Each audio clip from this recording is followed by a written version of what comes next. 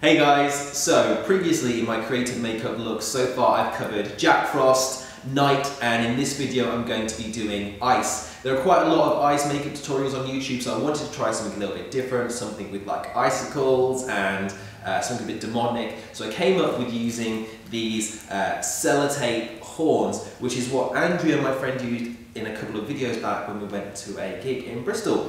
So what I did to create these was get some cardboard, made it into a cone shape and then slightly bent it around to create the little horn shape, covered it in cling film or cellophane or saran wrap or whatever you want to call it, and then went over the top with a few layers of sellotape. I went up vertically from the base rather than going around, because if you go around it doesn't have the same kind of clear effect as this. Once that's completed, you'll see in the video that I've put LED finger lights on the inside, which just makes them light up and gives a bit more of an icy effect.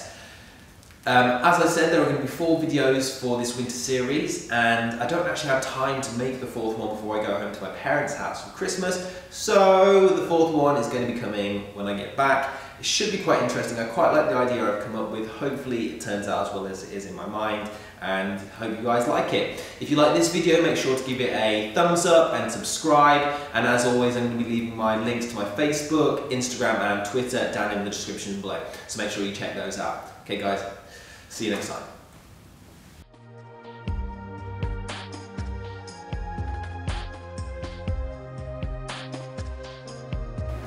Taking the sellotape horns that I made, I'm just going to draw around them with a white eyeliner pencil to mark out where they're going to be on the face.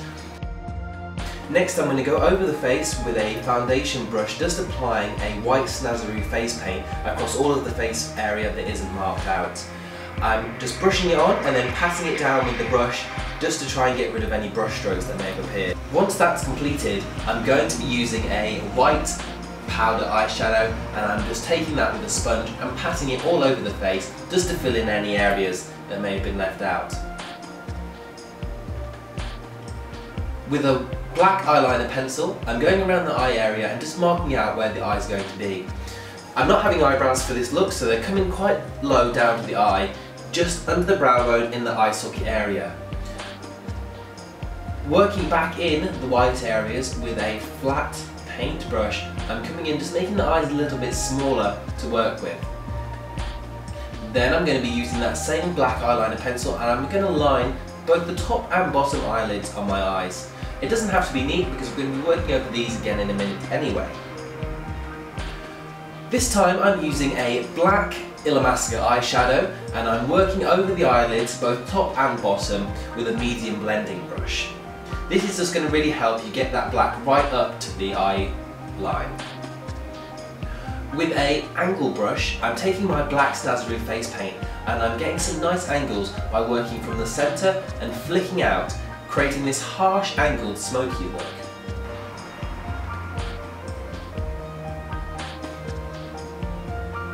Once that's completed, I'm taking my black Illamasqua eyeshadow again and I'm working in all those areas, just adding a bit of softness to the lines, really to emphasise that smoky look that I'm going for.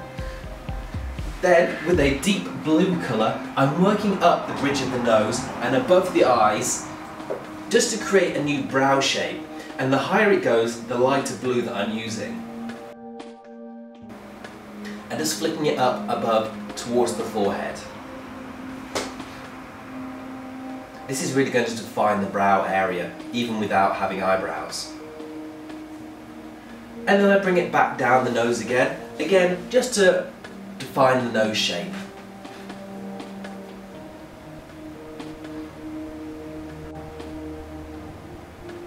To get really fine lines on the edge of the eyes, I'm taking a felt tip eyeliner that has run out and I'm using the black Snazaroo face paint again, just to get some really super fine lines.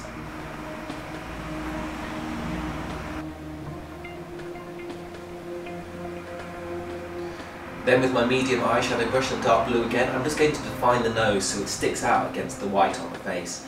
Then with a blush brush, I'm taking a light blue colour and working into the lower part of the jaw, just underneath the cheekbones. With a medium blending brush, I'm taking a dark blue and really defining those cheekbones, because we want all the face to be quite angular and sharp. And I'm going through the temple area as well, working round into the brow shape, just to create like a flesh-shaped brow rather than natural haired eyebrow.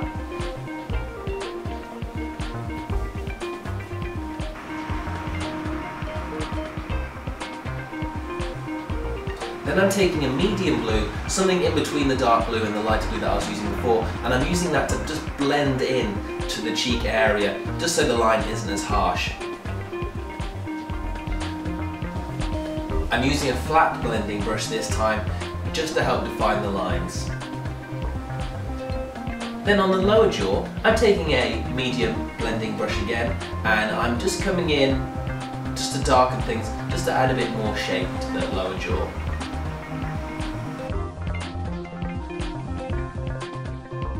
Taking my blue metallic lipstick, I'm just going to roughly work over the lips, going past the lip area. I want this to be quite messy, like someone has been blowing ice all the time, and then they've just got sore lips, but icy sore lips.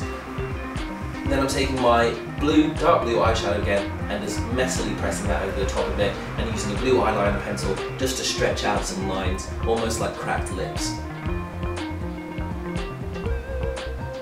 I really like the idea of having something look organic, and I like the idea of having an ice creature that had a cold. So I'm using some silver paint just to put like snot dripping out of the nose and sleep coming out of the eyes, just to give it that kind of natural, messy look.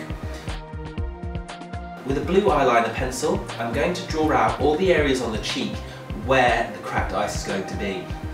I'm using my cheekbone initially as reference for this.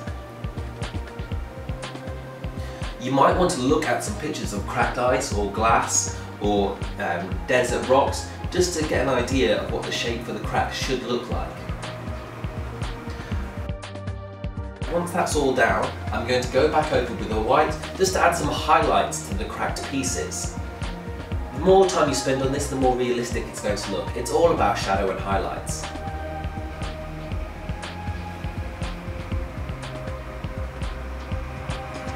Taking a silver powder, I'm just working across some of what would be lower parts of the cracked eyes or just the bottom parts of the cracked pieces, and adding in a silvery shadow that's really going to reflect the light and help define those individual pieces.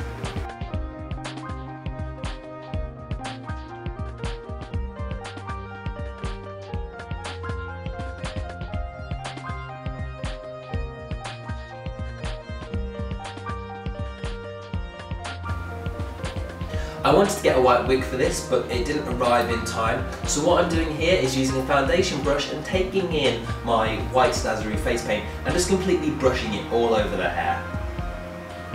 Then I'm going to apply the horns by adding liquid latex to them, waiting till it's tacky and sticking them down. As you can see, inside the sellotape horns that I made, I've just added an LED white light. It's a finger light that I got from eBay, which really helps the horns to stick out.